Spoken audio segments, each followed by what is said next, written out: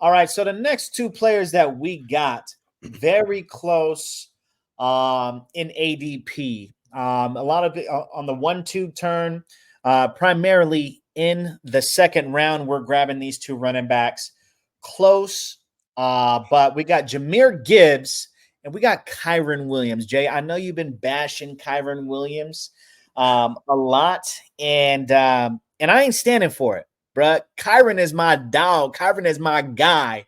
But let me hear you. Let me hear what you got to say about Gibbs and why you prefer Gibbs over the number 2 points per game running back in 2023, Kyren Williams. Good thing you don't have no bias in this, you know what I'm saying, as the host. I mean, no, ain't no bias yet. But Jahmyr Gibbs, man, he's going one spot over Kyren Williams. And I get it. Like, I know the pedigree that Kyren has. But when I look at Jahmyr Gibbs' side of this thing, as the RB6, this offers like RB1 potential at probably the best discount out of the top 6 running backs before I think there's a clear tier break. Now, when we talk about Jahmyr Gibbs, it's like we know the coaching staff has already talked about they want to use him more as a receiver this year, which is understandable given the amount of targets that he was having late towards the end of last season. We saw some really good receiving games out of him. But the interesting note about Jahmyr Gibbs is that not only did it come with more receiving work after David Montgomery was hurt, we saw him be used in the red zone a lot. And that's the big difference. I think that'll be between this year's Jahmyr Gibbs and last season's, when everybody was so excited about David Montgomery at the beginning of the year. Once he came back, it was a whole different David Montgomery because Gibbs finally arrived. You don't take this guy number 12 overall. You don't think he's going to be a big part of your offense.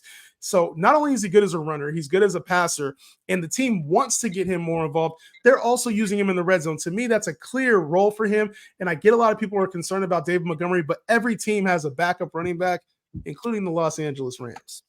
Oh, every team does have a backup running back. Keyword backup when we're talking about the Rams. The biggest detractor, and let me just ask you this, Jay. If they didn't draft Blake Corum, what would your stance be on Kyren Williams? Would it still have been as low?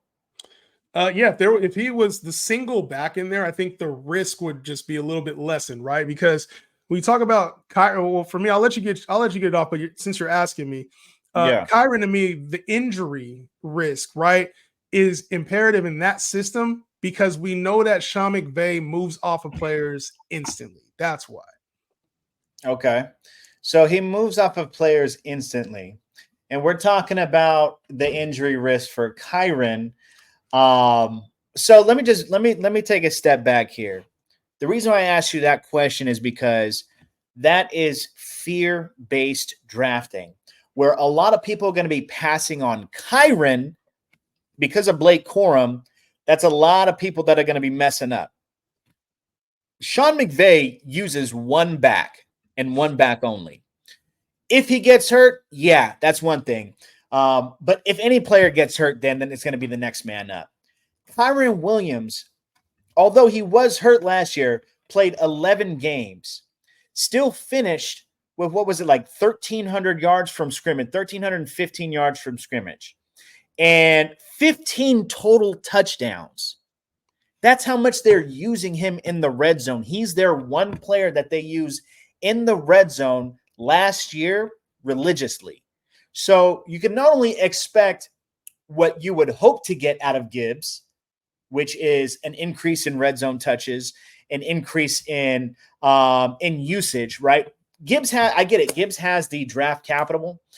Gibbs has, he's on a running team. He's on a great offense. And, I like Gibbs. I'm not hating on Gibbs, but we're expecting Gibbs to take a step forward. We're expecting Jameson Williams to take a step forward. We're expecting Montgomery to still be there. We're expecting Laporta to continue to rise from his rookie season.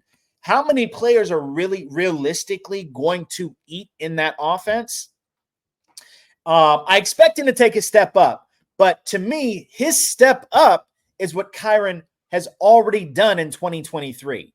If we can get what Kyren has done in 2023, mind you, 1,350 total yards, 15 total touchdowns. And he played a total of, he started 11 games. Slate that out for a full season. We're talking about somebody who is probably a top 3, top 4 running back coming into this year. So if all you got against Kyren Williams is, well, they drafted another running back, and, well, he's been injured. Well, look, Kyren is the same size as Jahmyr Gibbs. They're off by like 2-3 pounds, and Jahmyr Gibbs is already hurt. So what are we talking about? You know, the funny thing is Kyren's already hurt too. Kyren's already hurt too. So, and the thing is, we also saw Kyren last season. Guess what? He was hurt 3 different times last year. He was hurt coming into the season. He got hurt during the season and then towards the end of the season. So yes, the injury concerns do concern me, man. And when you play 11 games and when you weren't a high draft capital back, I know he was an all-pro and the team loves him, but I also think that's the reason why you go get a guy like Blake Corum, who was elite in his own right in college, a guy who thumped in 27 touchdowns last season in his senior year. Like, that's the kind of back that they're going to use in the red zone. They've also talked up his hands. So, and he's been one of the standouts during training camp. I think if I knew he was going to play 17 games, of course I would rate him higher. But that's the reason that I do have a concern is how much Sean McVay, we have seen this in the past. Once he finds a guy that's like, oh, this is my player, he will completely discard the other. And I have some concern about that if Kyren can't stay healthy. So this isn't necessarily a fear-based thing. It's a logic-based thing. I'm not scared that he's going to get hurt, but I do have to bake that into the ADP. And I think Jahmyr Gibbs has a more secure workload when it's all said and done. So I hear you. I hear you on Kyren. The upside is there. Reminds me a lot of another guy going in this range that has a lot of upside, but a small frame, and that's Devon Achane. So a lot of people are high on them. They see the upside.